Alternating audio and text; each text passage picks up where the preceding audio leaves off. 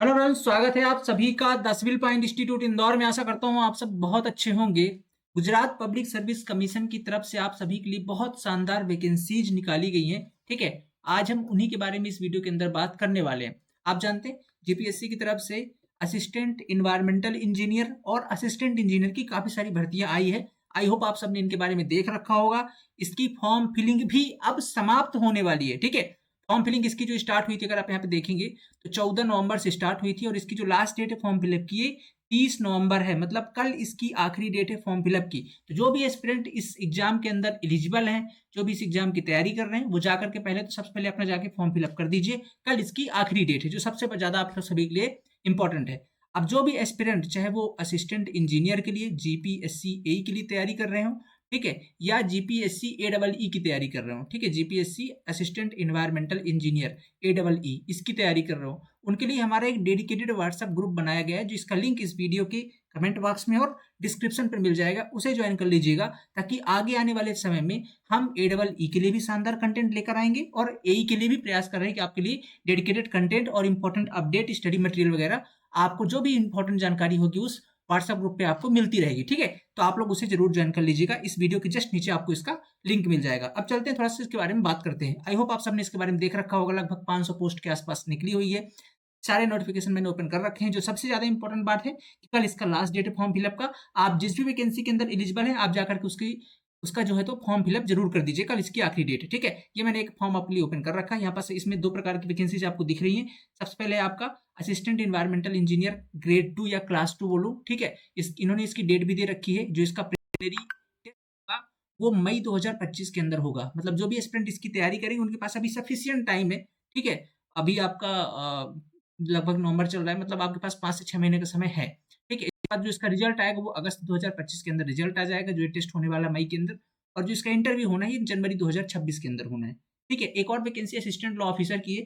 ठीक है, इसकी भी अगर बात करूँ तो मई 2025 के अंदर इसका भी टेस्ट होगा और बाकी अगस्त में रिजल्ट, और इसका नवंबर 2025 में ही इंटरव्यू हो जाएगा। ठीक है, तो ये हो गया टोटल। अगर वैकेंसी की बात करता हूँ तो जो आपका असिस्टेंट इन्वायरमेंटल इंजीनियर है, इसकी अच्छी खासी भर्ती है। 144 पद यहाँ पास हैं। ठीक है, आपके पास 144 पद हैं जिसमें आप एलिजिबल हैं। बाकी असिस्टेंट लॉ ऑफिसर की कमी 3 ही पोस्ट है।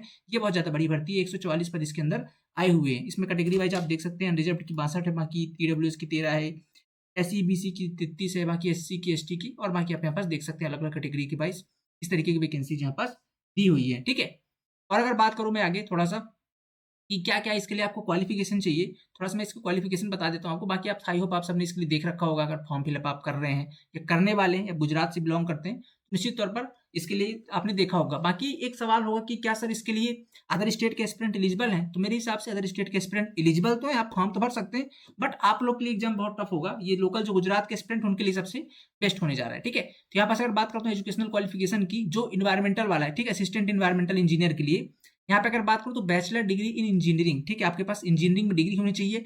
ठीक है, किसके अंदर ये उन्होंने नहीं बताया, तो आपके पास किसी से भी डिग्री है, किसी भी ब्रांच से आपके पास डिग्री, तो आप यहाँ पास एलिजिबल है। ठीक, सबसे बड़ी बात, technology with the first class in environmental engineering. ठीक है, टेक्नोलॉजी और सिविल इंजीनियरिंग आपने सिविल इंजीनियरिंग में कर रखा है, इन्वायरमेंटल इंजीनियरिंग में कर रखा है। Technology with environmental as a elective और केमिकल इंजीनियरिंग, मतलब केमिकल वाले बच्चे भी एलिजिबल है यहाँ पास। Technology with the environmental as a elective from any of the university established in incorporated by under the Central State Act in India or any educational institution recognized as the, ये सब कुछ यहाँ पास दिया हुआ है। तो आप इनमें से अगर किसी के अंदर भी है तो आप इसके अंदर एलिजिबल हैं। एज की बात करें तो आपकी जो एज है 35 साल तक है अगर आप, तो इसके अंदर एलिजिबल है।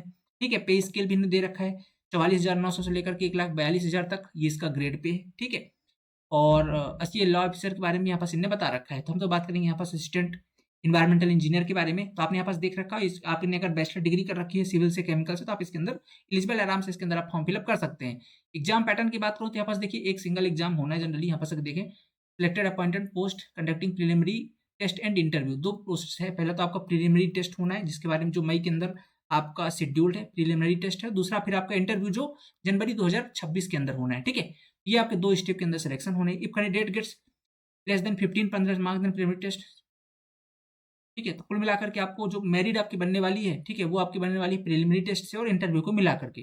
ठीक है, आपको अगर यहाँ पास बात करूँ तो इसमें कुछ मतलब मल्टीपल टाइम्स, जैसे अगर टोटल वैकेंसी 144 है, तो जो आपका प्रिलिमिनरी टेस्ट होगा। प्रिलिमिनरी टेस्ट आपका टोटल 300 क्वेश्चन आने वाले हैं।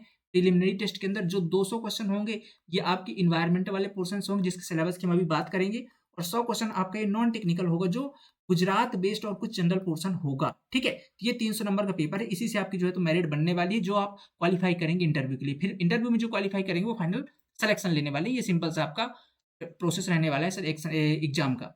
180 मिनट का आपके पास टाइम होगा इस 300 क्वेश्चन को सॉल्व करने के लिए। ठीक है, 3 घंटे का आपके पास टाइम रहने वाला है। अब यहाँ पास अगर आप देखेंगे तो इन्हें बोल रखा है कि भाई कितने गुना टोटल इंटरव्यू में बुलाने जाने हैं। तो ठीक है, यहाँ पास candidate will be called for interview. First post के लिए आपकी कितनी है, 6 गुना, मतलब जो आपका AEE है इसके लिए आपको इंटरव्यू के अंदर 6 गुना लोगों को क्वालिफाई किया जाएगा। ठीक है, तो मतलब ये कि जैसे आपका टोटल वैकेंसी 144, तो 144 का 6 गुना ये आपको बुलाया जाएगा इंटरव्यू के अंदर। इतने एस्पिरेंट इंटरव्यू के अंदर क्वालिफाई होने वाले हैं। ठीक है, ये हो गया आपका, समझ रहे हैं आप, जो सारी चीजें मैंने आपको एक्सप्लेन कर दी है। अब अगर बात करते हैं ठीक है, हाँ, तो अब अपन थोड़ा सा इसमें बात कर लेते हैं, डिस्कस कर लेते हैं कि भाई इसका सिलेबस क्या है। ठीक है, ऑफिशियल सिलेबस जो आज अभी आउट हुआ है ये क्या है। तो अगर मैं ऑफिशियल सिलेबस की बात करूँ इस तरीके से आप जाकर उनकी वेबसाइट से भी चेक कर सकते हैं, हम इसे व्हाट्सएप ग्रुप पे शेयर कर देंगे, आप उसे ज्वाइन कर लीजिएगा। ठीक है, ये इसका ऑफिशियल सिलेबस गुजराती के अंदर, मैं इसे थोड़ा सा इंग्लिश के अंदर लेके चलता हूँ। ठीक है, ये आपका इंग्लिश के अंदर सिलेबस है। जो पहले पार्ट 1 है, मैंने बताया ना 2 पार्ट के अंदर आपका पेपर है। पहला पार्ट क्या है आपका, पहला पार्ट है आपका जो गुजराती वाला पोर्सन, या नॉन टेक्निकल पोर्सन बोल सकता हूँ, जहां से आपके 100 क्वेश्चन आने हैं। ठीक है, 100 क्वेश्चन आपके आने हैं। ये 100 क्वेश्चन की बात करूँ तो सबसे पहले इसके अंदर जियोग्राफी ऑफ इंडिया, इसके बारे में पूछा जाएगा। फिर आपका कल्चर हेरिटेज ऑफ इंडिया है, फिर history and with special reference to Gujarat, Indian economy है, फिर इसके बाद Indian polity commission of India, ये सारी चीज इसके अंदर है। ये जो पोर्सन है टोटल, ये जीएस वाला पोर्सन कहूंगा, इससे आपके 30 क्वेश्चन आने हैं। इसके बाद बात करूँ जनरल साइंस इन्वायरमेंटल, ठीक है, इंफॉर्मेशन एंड कम्युनिकेशन टेक्नोलॉजी, यहाँ से आपके 10 क्वेश्चन आने हैं। इसके बाद daily event regional national international, ये आपका इस इंक्लूडिंग ये करंट वाला पोर्शन है, तो करंट आपके 10 क्वेश्चन आने हैं।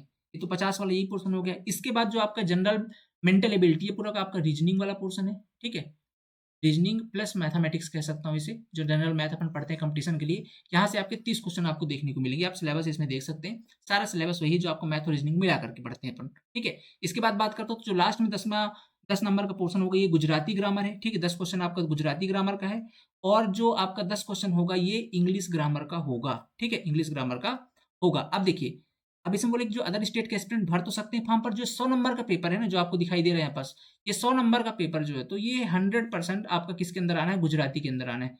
मतलब आपको गुजराती तो आनी ही चाहिए कंपलसरी। ये 10 नंबर, इसको छोड़कर इंग्लिश मीडियम में आएगा इंग्लिश ग्रामर। बाकी इसके अलावा जो 90 क्वेश्चन है टोटल 100% किसके अंदर आने वाले, गुजराती के अंदर। तो जो अदर स्टेट के एस्पिरेंट हो तो यहीं से बाहर हो जाएंगे, क्वेश्चन को कर ही नहीं पाएंगे। इसके अतिरिक्त अगर बात करते हैं जो आपका पार्ट बी वाला है, इन्वायरमेंटल इंजीनियरिंग में जो 200 क्वेश्चन और आने हैं। ठीक है, ये आपके जो इन्वायरमेंट वाले पोर्शन होंगे, टोटल इसका मीडियम इंग्लिश रहने वाला है, तो इसमें तो कोई दिक्कत नहीं, अदर स्टेट के एस्पिरेंट कर सकते हैं। बट जो पार्ट ए है, जहां से आपका 100 क्वेश्चन नॉन टेक का आना है, वो पोर्शन आपका टोटल आपका गुजराती में रहने वाला है, इसलिए अदर स्टेट वाले एस्पिरेंट की थोड़ा दिक्कत वाली बात है। ठीक है, बाकी जो गुजरात के एस्पिरेंट उनके लिए बहुत बढ़िया वैकेंसी है, बहुत अच्छा अवसर है आप सभी के सामने। अगर आप इस एग्जाम की तैयारी कर रहे हैं और यह समय 4-5 महीने का है, अच्छे से तैयारी कर सकते हैं आप, और इसके लिए डेडिकेटेड कंटेंट हम लेकर के आ रहे हैं। ठीक है, अपने प्लेटफॉर्म के अंदर, तो आप इससे नीचे बैच जो आपका व्हाट्सएप ग्रुप दिया है उसे ज्वाइन कर लीजिए। ठीक है, और जिसके लिए हम जरूर आगे आपके लिए प्लान कर रहे हैं। तो इसमें आप देख सकते हैं क्या क्या provision in constitution of India and international convention and treaties related to environment. तो क्या क्या ट्रीटी हुई है, ठीक है, इंटरनेशनल कन्वेंशन हुए हैं इन्वायरमेंट के रिगार्डिंग, वो आपको सारी पढ़नी है। ठीक है, यहाँ पास फिर इसके बाद ग्लोबल इन्वायरमेंट में क्या क्या इशूज चल रहे हैं, जैसे क्लाइमेट चेंज का क्या इशू है, global warming, green house effect क्या चीजें होती है, एसिड रेन है, डिप्लीशन ऑफ ओजोन लेयर है, कार्बन फुटप्रिंट है, इन सब के बारे में आपको पढ़ना है। हाइड्रोस्फीयर वाला पोर्शन है, जैसे ओरिजिन ऑफ वाटर क्या होता है, occurrence and source of water क्या है, surface and ground water, hydrosphere and water resource, global distribution of water, hydrological cycle and its balance, properties of sea water. तो ये आपका हाइड्रोस्फीयर वाला पोर्शन हो गया। फिर थोड़ा सा आपको एटमॉस्फेयर के बारे में पढ़ना है हमारे। ठीक है, एटमॉस्फेयर में आपको इंट्रोडक्शन पर जानना है कि एटमॉस्फेयर की क्या लेयर वगैरह होती है। फिर इसके बाद स्ट्रक्चर क्या है उसका, केमिकल कंपोजिशन क्या है एयर का, पार्टिकल्स हैं, आयन एंड रेडिकल्स क्या होते हैं इन द एटमॉस्फेयर के अंदर, फिर ओजोन केमिस्ट्री क्या है। ठीक है, फिर thermochemical and photochemical reactions in the atmosphere क्या होते हैं, मेट्रोलॉजी फंडामेंटल्स क्या है, फिर इसके बाद प्रेशर, टेम्परेचर, विंड, ये सब चीजें आपको ये एटमॉस्फेयर के बारे में, अपने वायुमंडल के बारे में सब कुछ यहाँ पास आपको पढ़ना है। फिर इसके बाद non renewable source of energy क्या होती हैं। ठीक है, जैसे फोसियल फ्यूल्स ये नॉन रिन्यूएबल है, ठीक है, जिनको एक बार यूज करने के बाद आप दोबारा यूज नहीं कर सकते हैं, उनके बारे में आपको पढ़ना है। रिन्यूएबल पढ़ना है, जैसे सोलर एनर्जी, विंड एनर्जी, ठीक है, हाइड्रो पावर एनर्जी, ये सारी चीजें रिन्यूएबल होती है जिसे आप बार बार इस्तेमाल कर सकते हैं, उनके बारे में आपको पढ़ना है। Water pollution and it's control क्या क्या होते हैं, जैसे स्टैंडर्ड एंड नॉर्म्स क्या क्या होते हैं, पीने वाली जो पानी होती है उसकी गुणवत्ता के बारे में आपको यहाँ पास पढ़ना है, वाटर पोल्यूशन के बारे में पढ़ना है, water and waste water treatment units के बारे में आपको पढ़ना है, ये जनरली कोर पोर्शन है सिविल इंजीनियर का, एनवायरमेंट वाला। Mode of effluent disposal and standards, ये आपका सीवेज डिस्पोजल के नाम से आप इसे पढ़ सकते हैं, इफ्लुएंट डिस्पोजल जिसे अपन बोलते हैं। फिर इसके बाद लेजिस्लेशन के बारे में पढ़ना है, क्या क्या चीजें होती हैं, ये सब कुछ यहाँ पास कुछ एक्ट वगैरह आपको जानने हैं। Air pollution and it's control, standard and norms, इनके बारे में आपको पढ़ना है, ये क्या होते हैं, ठीक है, एयर पोल्यूशन के बारे में। फिर इसके बाद पार्टिकुलेट पॉल्यूटेंट्स क्या होते हैं, इनके बारे में पढ़ना है, गैसियस पॉल्यूटेंट्स क्या है, ठीक है, लेजिस्लेशंस क्या है। फिर इसके बाद नॉइस लेजिस्लेशन मतलब इसमें क्या है, इसके लिए रूल बनाए गए हैं, ठीक है। इसके बाद नॉइस पोल्यूशन एंड कंट्रोल्स पढ़ने हैं। फिर इसके बाद हजार्डियस वेस्ट मैनेजमेंट क्या होता है, ठीक है, जो खतरनाक चीजें होती हैं केमिकल वाली, उनको अपन कैसे उनका वेस्ट मैनेजमेंट करते हैं, इसके बारे में क्या रूल रेगुलेशंस बनाए गए हैं। फिर इसके बाद सॉलिड वेस्ट मैनेजमेंट क्या होता है, जैसे कोई सॉलिड है उसकी किस प्रकार से आप उसका वेस्ट मैनेजमेंट करेंगे। फिर अदर एनवायरमेंटल लेजिस्लेशंस क्या होते हैं, इसमें एक्ट कानून बहुत सारा आपको पढ़ना पड़ेगा, ठीक है। इसके बाद environmental science and ecology process क्या होती है, ठीक है, बायोडाइवर्सिटी वगैरह इसमें पढ़ना है। मास ट्रांसफर ऑपरेशंस आपको पढ़ने हैं। फिर इसके बाद basic of occupations, basic of occupational health and safety के बारे में। लास्ट में आपका current trends to recent advancement in the field, ये सारी चीजें आपको यहाँ पास करनी। टोटल 18 है, यहाँ से आपके 200 क्वेश्चन यहाँ से पूछे जाएंगे और बाकी जो 100 क्वेश्चन है ये आपका नॉन टेक्निकल पोर्शन कवर करेगा, जो कि आपका गुजरात रिलेटेड है, जिसमें आपका गुजरात का ग्रामर है, इंग्लिश ग्रामर है, मेंटल एबिलिटी है और गुजरात की जनरल जीके है, जिसे अपन जनरल स्टडीज कह सकते हैं। ये 100% आपका गुजराती के अंदर आएगा, तो आपको यहाँ पास गुजरात की डेडिकेटेड टीम हमारे साथ रहेगी जो आपको इसको गाइड करने वाली है, ठीक है। ये हो गया इसका कंप्लीट प्रोसेस। आई होप आपको सारी चीज समझ में आ गई है, ठीक है। बाकी इसकी जो फॉर्म फिलअप की लास्ट डेट है वो कल इसकी लास्ट डेट है, आप इसको देख सकते हैं। अगले वीडियो के अंदर हम ए के बारे में भी बात करेंगे, ठीक है। पर AEE की जो कल है वो लास्ट डेट है फॉर्म फिलअप की, चाहिए और फॉर्म भर दीजिए। बाकी आगे के लिए हम आपके साथ जुड़े हुए हैं, चैनल को सब्सक्राइब, बाकी नीचे व्हाट्सएप ग्रुप जरूर ज्वाइन कर लीजिएगा। मिलते हैं नेक्स्ट लेक्चर के अंदर। Thank you so much, have a nice day.